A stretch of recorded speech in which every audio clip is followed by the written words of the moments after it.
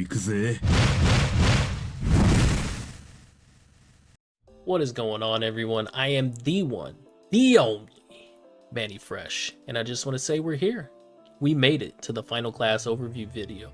Now, a bit of a tidbit, this one is going to be a little bit longer than the other ones, but stay with me, okay? Now, the Force classification gives you access to the game's strongest techniques in the game. Force players get to use all spells up to level 30, including Grants and Megan. The only technique that isn't level 30 is Anti, which caps out at level 7.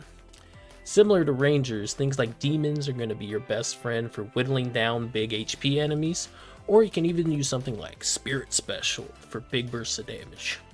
Now, you might be wondering where techs come into play with the Force, and well, unfortunately, it isn't used all too often, aside from very niche situations.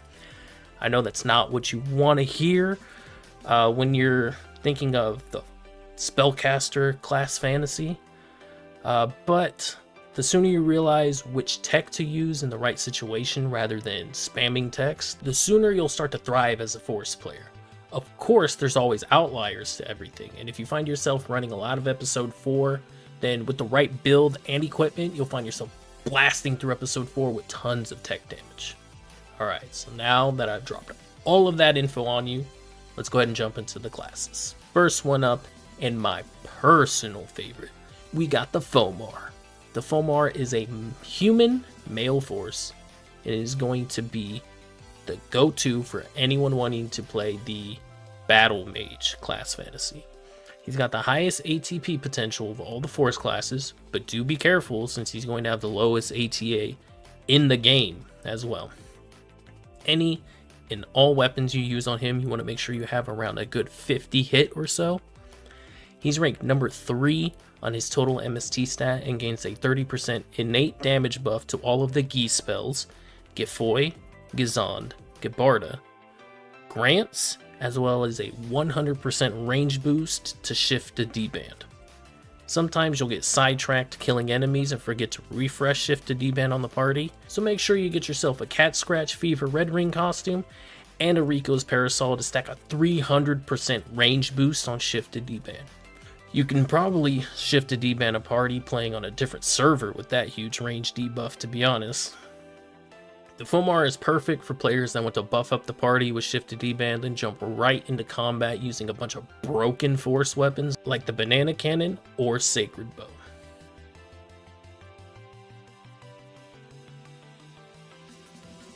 Next up, we got the fomarl. The fomarl is a human female Force and will be what you want to run for a pure support Force. She gets the same shift to D-band range boost as the Fomar, as well as a 100% range boost to Anti and Resta. She also has an innate 50% damage boost to her Grants tech, which is the highest innate Grants boost in the game. Now, while the Fomarl does have the lowest MST stat of all the Force classes, it's almost never something that will make or break your decision on which Force to play. She gets the benefit of having female weapon animations on things like Rambling May, Sacred Bow, and especially Slicer Fanatic. And with Sacred Bow and Slicer Fanatic already being some of the best Force weapons in the game, you want to get your hands on these as soon as you can. If the Fomarl is the route you want to go, then be sure you're wary of your Resta range, especially if you're partied up with anyone utilizing Dark Flow.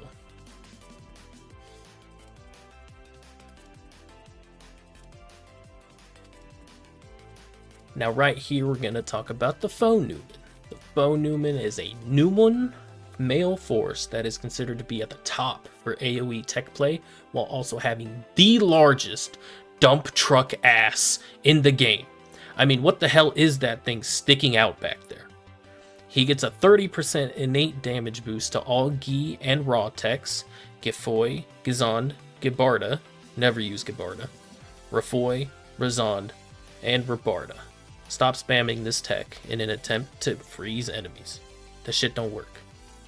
Since the fonewm doesn't have an innate shift to D-band range, you want to make sure you have some shift to D-band range boosters, such as Cat Scratch Fever or Rico's Parasol, so that way you can hit your party members with buffs without having to be on top of them.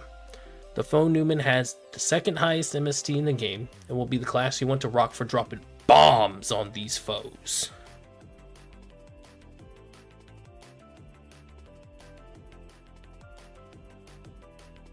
Last, and certainly is the least, we get to the fonewearl.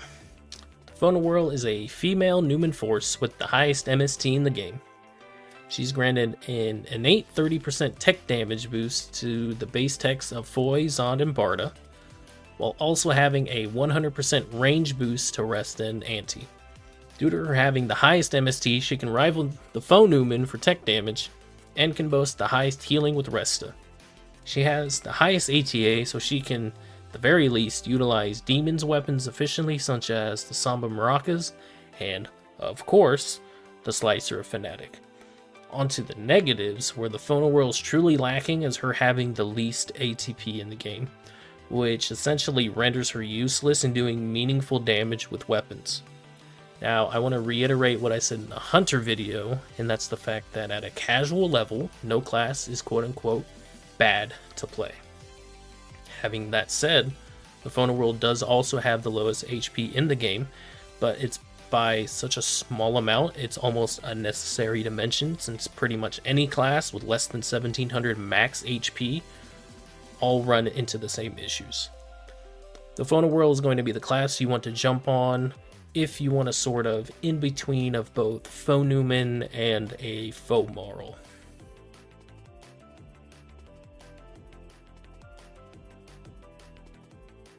And there you have it. Those are going to be the 4 force classes of PSO. This was one of the more difficult ones for me to make, since I feel the force classes are the most similar to each other. So it was kind of hard to pinpoint some things that each class can do that kind of outshines the others. But once again, if you enjoy the content, all I ask is that you hit the sub button or follow button on my Twitch, linked down below. As soon as I'm finished making educational videos, I'll start making playthroughs of quests, maybe even some TA stuff while we're at it. I am sorry to inform you that I will not touch anything with mags. I don't want to do anything with mags. I don't like mags at all. But with all of that said, I want to thank each and every one of you for taking the time out of your day to listen to me share knowledge for one of, if not my favorite game of all time. I'll catch you guys on the next one. Peace.